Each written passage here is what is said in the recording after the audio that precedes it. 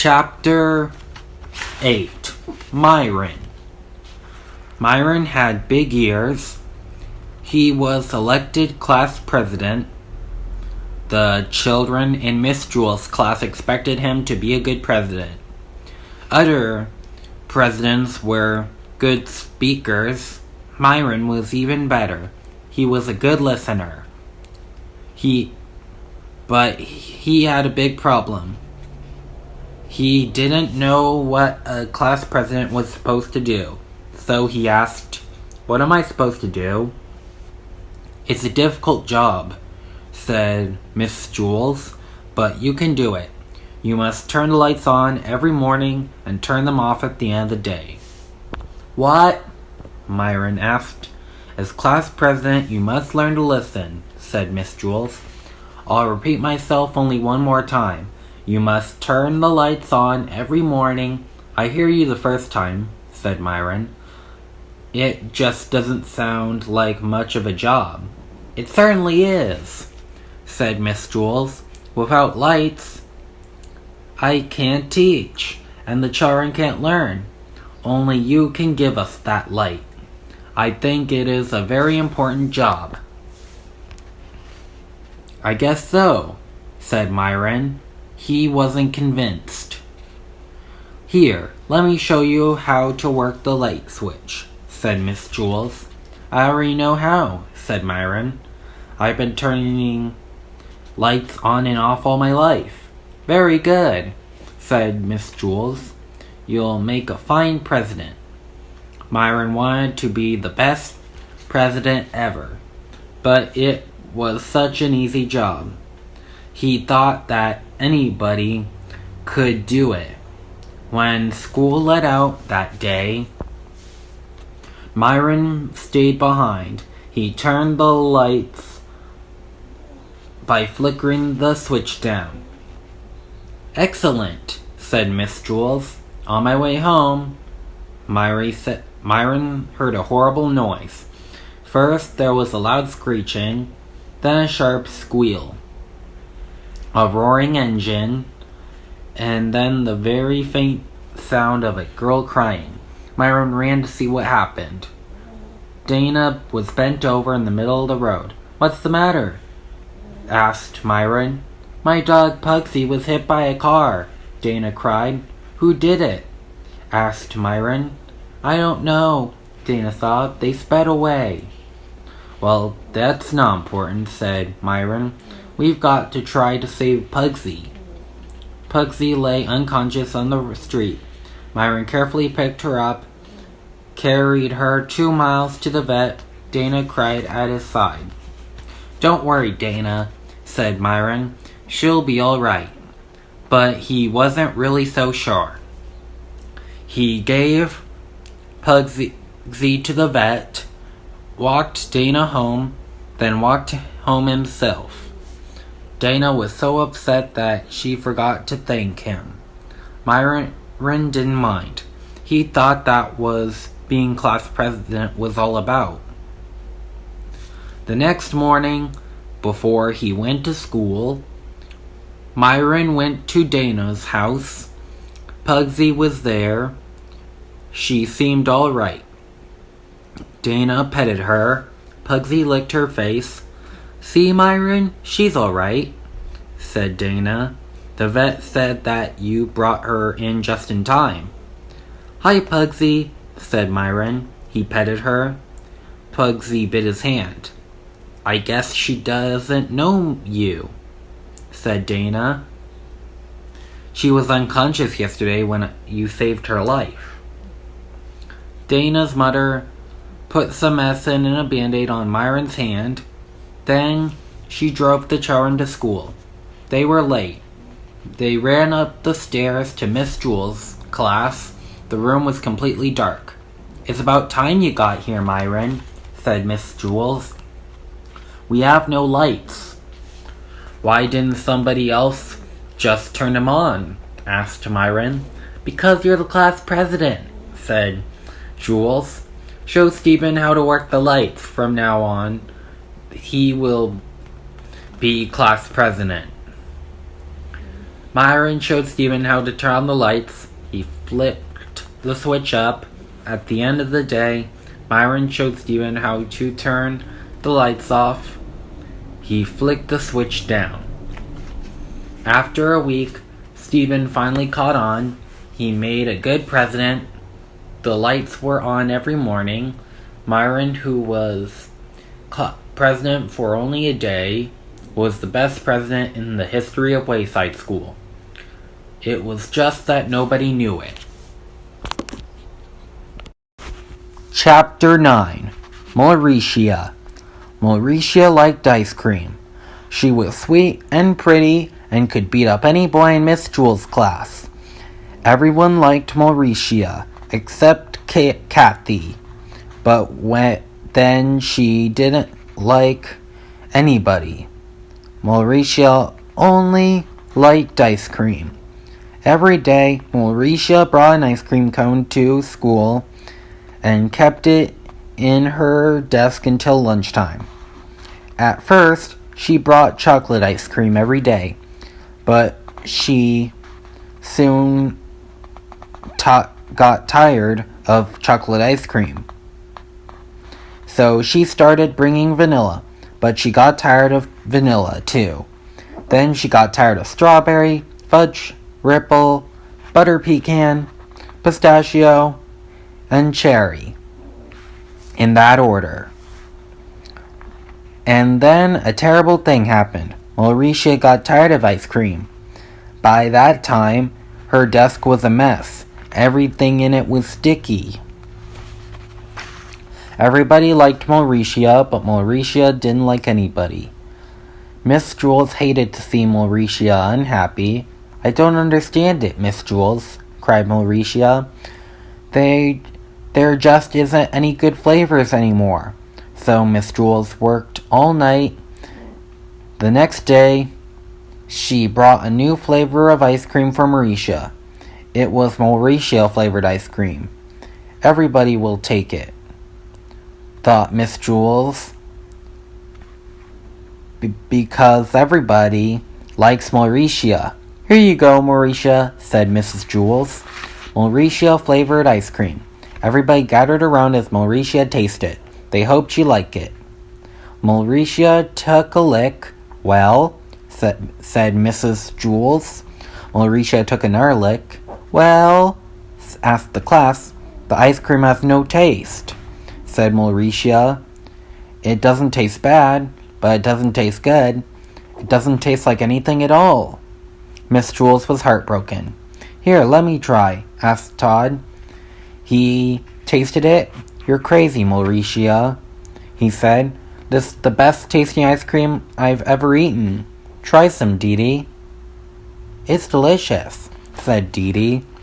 "It's so sweet and creamy." She paused, passed it around the room. "Oh, it is so good," said Leslie. "I think it tastes terrible," said Kathy. "I don't understand it," said Maurecia. "I don't taste a thing." Miss Jules slapped herself in the face. "Oh, I made a big mistake, Maurecia. Of course you can't taste anything. It's Maurecia flavored ice cream. It's the same taste you always taste when you're not tasting anything at all." So the next day, Miss Jules brought in a Joe flavored ice cream. Maurecia liked it. So did everybody else. Joe thought it has no taste. Everyone liked Maurecia. Maurecia only liked Joe. The following day, Miss Jules brought a Ron flavored ice cream. Ron thought it had no taste, but everyone else loved it. Everyone liked Maurecia. Maurecia only liked Joe and Ron. By the end of the month, Miss Jules had brought in 27 new flavors of ice cream, one for each member of the class. Everybody liked Maurecia. Maurecia liked everybody. They all tasted so good, all except Kathy. That is, Kathy flavored ice cream tasted a little bit like old bologna. Everyone still agreed that Maurecia flavored ice cream was the best, except Maurecia. She thought Todd ice cream was the best. This turned out to be a problem. Every once in a while, Maurecia would try to take a bite out of Todd's arm in order to get that very special flavor. Chapter 10. Paul. Paul had the best seat in Miss Jewel's class. He sat in the back of the room. It was the seat that was the farthest away from Miss Jewel's. Mrs. Jewels was teaching the class about fractions. She drew a picture of a pie on the blackboard. She cut the pie into 8 pieces. She explained that each pie was 1/8 of the pie. Paul never paid attention. He didn't even see the picture of the pie. He didn't see anything. Well, he did see one thing. Actually, 2 things. He saw Leslie's 2 pigtails. Leslie sat in front of Paul. She had 2 long brown pigtails that reached all the way down to her waist. Paul saw those pigtails, and a terrible urge came over him. He wanted to pull a pigtail.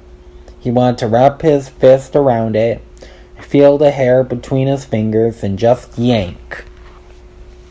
He thought it would also be fun to tie the pigtails together, or better yet, tie them to her chair. But most of all, he just wanted to pull one. Slowly, he reached for the one on the right. No, what am I doing? He thought. I'll only get in trouble. Paul had it made. He sat in the back of the room. He paid no attention to anyone, and nobody paid attention to him. But if he pulled a pigtail, it would all be over. Leslie would tell on him. He'd become the center of attention. He sighed and slowly withdrew his arm. But Paul couldn't ignore those pigtails. They were, dangling right in front of him, just begging to be pulled. He could close his eyes, but he couldn't make the pigtails disappear. He could still smell them and hear them. He could almost taste them. Maybe just a little tug, he thought. No, none. There they hung, easily within his reach.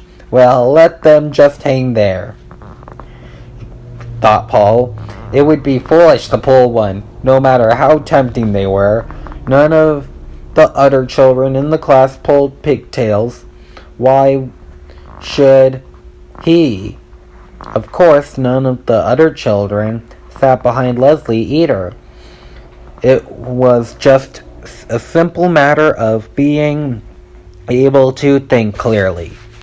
That was all. Paul thought it over and decided not to pull one. It was as simple as that. Suddenly, an arm shot forward. He grabbed Leslie's right pigtail and yanked. "Yeah!" screamed Leslie. Everybody looked at her.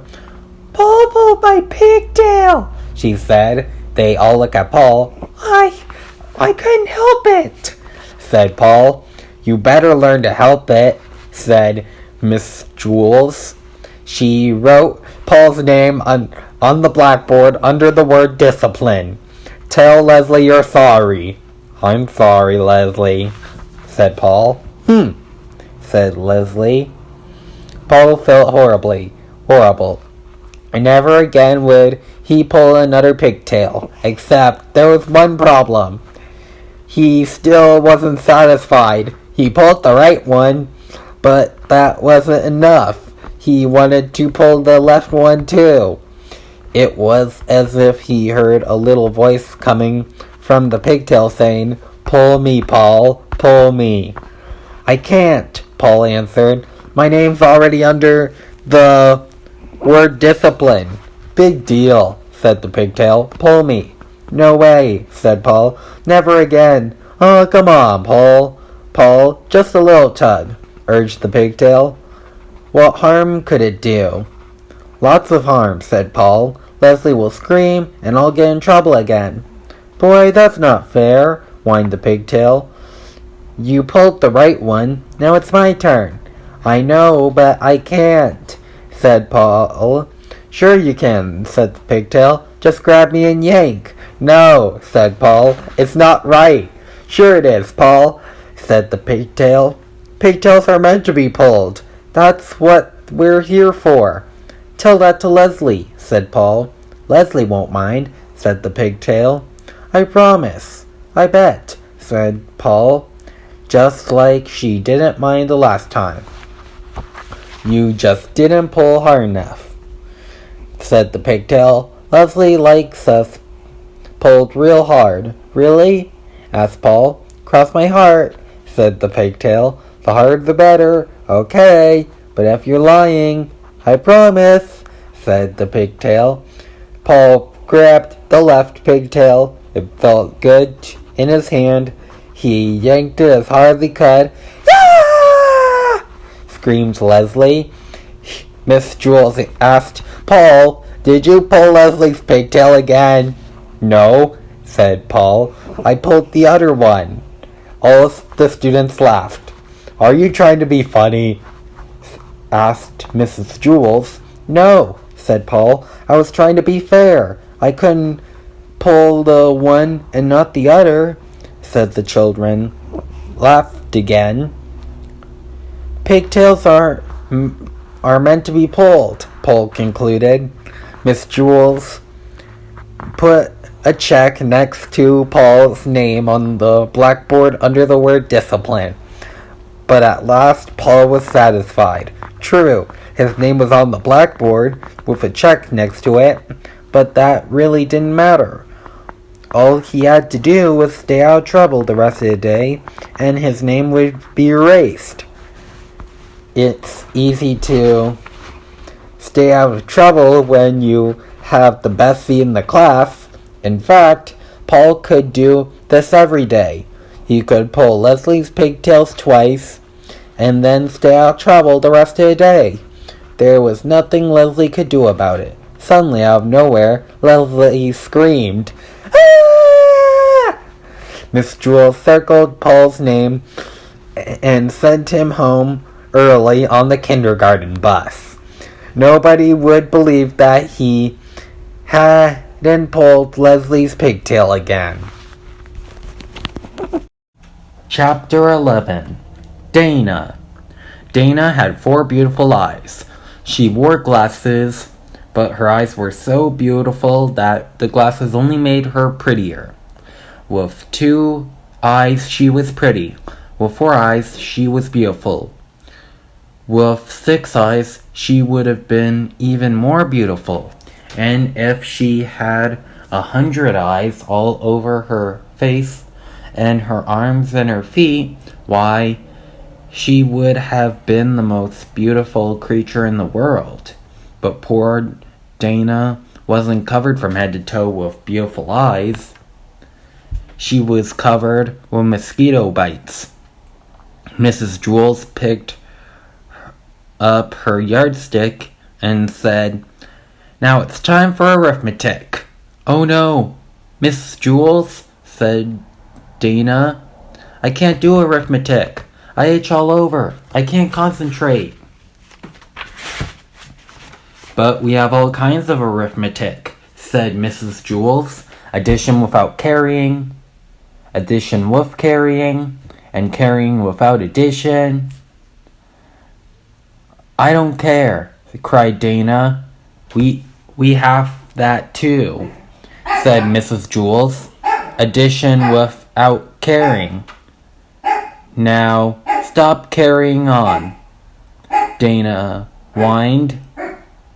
"I can't, Mrs. Jules. I itch too much. And I'm thirsty too," said DJ. "I'm too tired," said Rod. I'm too hungry, said Terrence. I'm too stupid, Todd. Miss Jules hit her desk with her yardstick. Everyone stopped talking. Miss Jules said, "We are going to have arithmetic now, and I don't want to hear another thing about it." "But Mrs. Jules, I really do itch. I can't do arithmetic," Dana whined. "No," said Miss Jules. "Arithmetic is best known cure for an itch." "How many mosquito bites do you have?" "I don't know," said Dana. "Over 100. First I try scratching one, but then another one starts to itch, so I scratch that one, and that one stops, and another one starts. So I scratch that one, and the itch moves down to another one, and it goes back to the first one. The itch just never stays in the same place. I just can't scratch them all." "What you need is a good strong dose of arithmetic," said Miss Jules. "I'd rather have calamine lotion," said Dana. "Remember, Dana," said Miss Jules, "mosquito bites itch, not numbers." "So what?" said Dana. Miss Jules continued. "We'll just have to turn your mosquito bites into numbers." "I'm a mess," Dana moaned. Mrs. Jules began to turn the mosquito bites into numbers.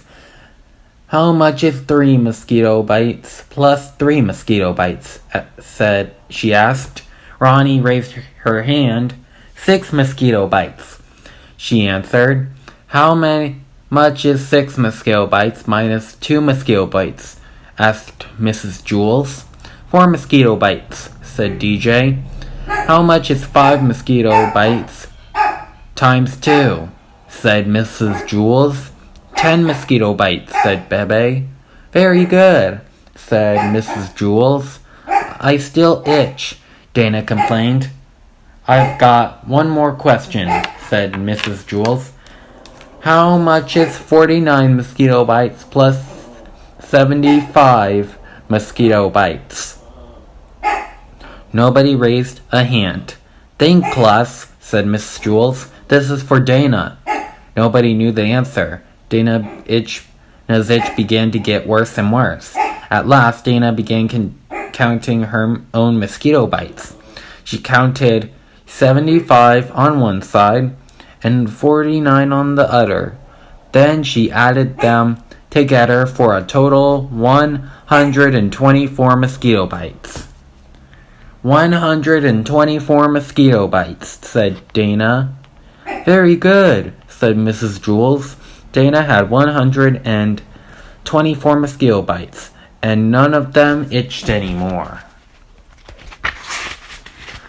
"I'm still thirsty," said DJ. "Can arithmetic do anything for that?" "I'm still tired," said Ron. "I'm still hungry," said Terrence. "I'm still stupid," said Todd. "I'm glad we turned my mosquito bites into numbers instead of letters," said Dana. "I could never spell mosquito."